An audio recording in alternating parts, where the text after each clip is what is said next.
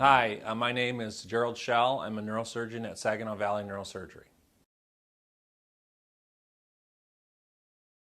The artificial disc technologies have been developed in order to create a situation where the painful disc conditions can be treated with non-fusion technologies. The disc is replaced and a motion piece is placed within the vertebrae in order to provide normal motion. In 2004, I performed the first artificial disc in the state of Michigan, which was a lumbar disc, and have subsequently performed that on multiple occasions. The cervical artificial disc has been now available for the last several years. The first FDA-approved artificial disc was the so-called prestige disc, which is used in the cervical spine and is used for people who have one or single disc problem. We have done many of those and have had good results with the artificial disc technologies, which provides alternative to the fusion surgeries for these disc problems. We have been involved with research studies from a European group for multiple levels and have performed two-level cervical disc, artificial disc surgeries on several patients as well in order to try to gain further information how these type of technologies might help patients with multiple disc problems.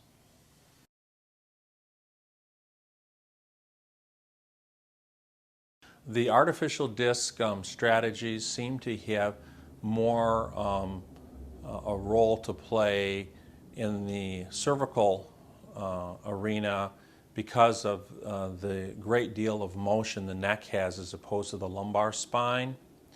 The indications for an artificial disc are the exact same indications for that of an anterior cervical fusion single level. So if you have a doctor who has offered you a surgery to fuse the neck at a single level, that same problem can be treated with an artificial disc, which could potentially or theoretically create a situation where there would be more motion and less long-term problem on the above or below adjacent vertebral level.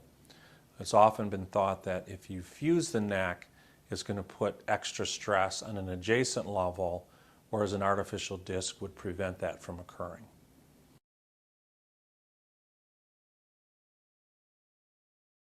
An artificial disc procedure is performed through the front of the neck, where an incision, a 2-inch incision, is made. There is very little muscle dissection, so the surgical planes are developed so that there's very little postoperative pain. The disc is exposed and removed, and in place of the disc there is an instrument placed which holds one level of the spine with a screw to another level, and there's a sliding mechanism so there will be movement at that segment. Prior to placing the artificial disc, the nerve is unpinched, which should relieve the severe arm pain or neck pain that a person experiences. In order to recover from an artificial disc, it would be simply the recovery from soft tissue dissection, which usually is a week or so on pain pills or muscle relaxers. Since there's no need for the neck to fuse, there's not a need to wait for 6 months to a year before aggressive activities. A person should be able to recover without the use of a collar and hope to return to more usual activities within 2 to 4 weeks. If you think you need this procedure, set up an appointment with your primary doctor who can refer you to Saginaw Valley Neurosurgery using this website. If you have any more questions about your procedure, you can click on Contact button just above me to the right, where you can write an email to our staff or call us at the number listed.